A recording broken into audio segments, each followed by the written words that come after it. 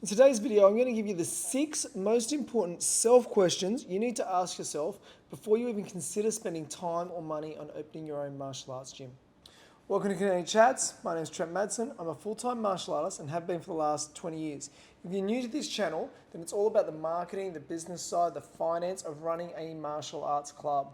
If those topics are of interest to you, then I thoroughly encourage you to subscribe on the button so you can get our next videos. And if you like this particular video, please hit the like button too. It lets us know that we're doing a good job. It also helps us to let this information out to other people in the martial arts environment, and hopefully if it's useful to you, it'll be useful to them too. Let's get into it. Okay, so before you start mapping out your syllabus, your logo, your training schedule of how you're going to run your martial arts club, there's a couple of things that you really should check for yourself. These are self-questions that you can ask yourself all in about 2 minutes.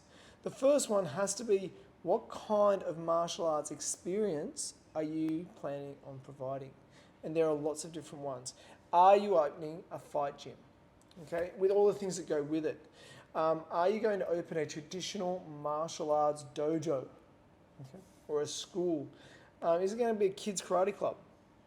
Or are you focused on building a martial arts family, martial arts center? These are all totally different experiences. They're totally different environments. You need to know that you can do whatever it is you're choosing with integrity, but make sure you've chosen one of those 4. Next, you need to start thinking about, is this going to be a club where people are involved and they're contributing into the club and they're receiving things more than just the training out of it?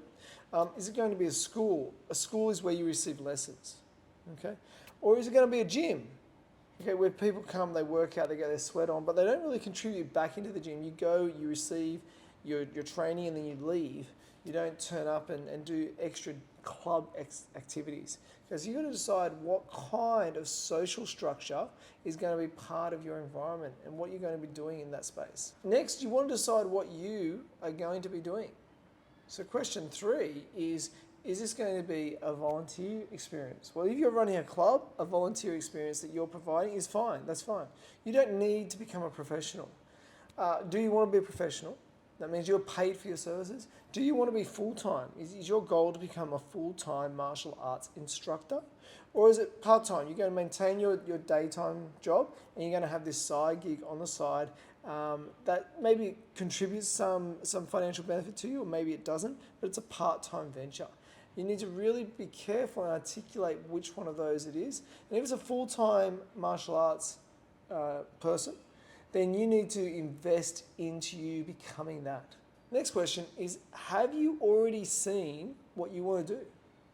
Is there somebody doing pretty much almost exactly what you want to do somewhere else? Well, if there is, you should go and find a way to acquire their knowledge and their information. There is no value in reinventing the wheel. It takes tens of years to develop great systems for any environment. So whether it's a traditional martial arts karate dojo, or if it's a brand new cutting edge fight gym, either one of those takes a lot of expertise. You need to find a way to borrow that information and make sure you do it ethically. Don't turn up, steal someone's ideas and run away with them. Let them know. Say, hey, I want to open a club just like yours. I want to open a gym or a school just like yours. 1, can you help me and have a coffee for an hour? Number 2, is there a formal way that I can be associated with you to do so? If you see what is already happening and you really want to emulate that, then do it ethically and honestly. The most critical question is, what part of being a martial arts instructor do you enjoy? Do you want to be doing martial arts or teaching martial arts? Which side do you want to be on? And I'll equate this with cafes and wineries, as I've done with many other people. There are a lot of people that love going to a cafe. The cafe business is one of the businesses that we see open and close quicker than any other businesses. It's because people think they love working in a cafe because they love going to a cafe. No, they love receiving the experience of sitting in a cafe. And in the back of their mind, they think they're going to love the cafe providing experience. Well, they are 2 very different actions. Receiving the cafe experience and then giving the cafe experience to somebody else, they're unrelatable.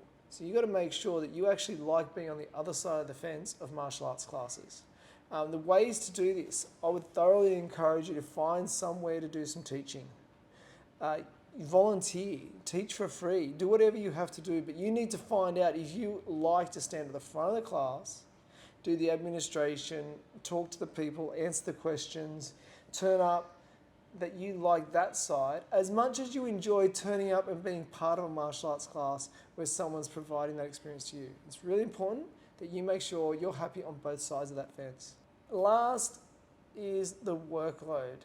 Any venture that you choose to engage in, and this goes for if you're starting a cafe or a martial arts school or any restaurant or any small business of any kind, be prepared for the workload. What you see when you're experiencing a martial arts class, when you've gone to your club, your gym, your school, that is maybe 50% to 10% of all the work that goes into setting that whole setup. You need to really consciously be aware that you don't see all the workload, all the behind the scenes work that goes into it. It's really important. You need to get an understanding of that and go and ask yourself, am I ready for that workload? Now, if you are, then the rewards are great.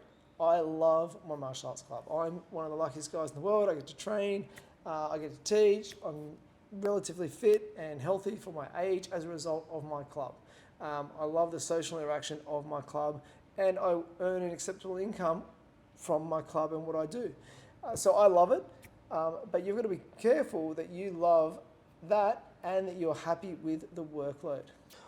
I really hope those 6 questions were helpful for you and for anyone else. We will add those 6 questions to the notes. So please, if you like, just copy and paste them, ask them yourself. It takes you a couple of minutes and you'll get a real understanding about what you want to do.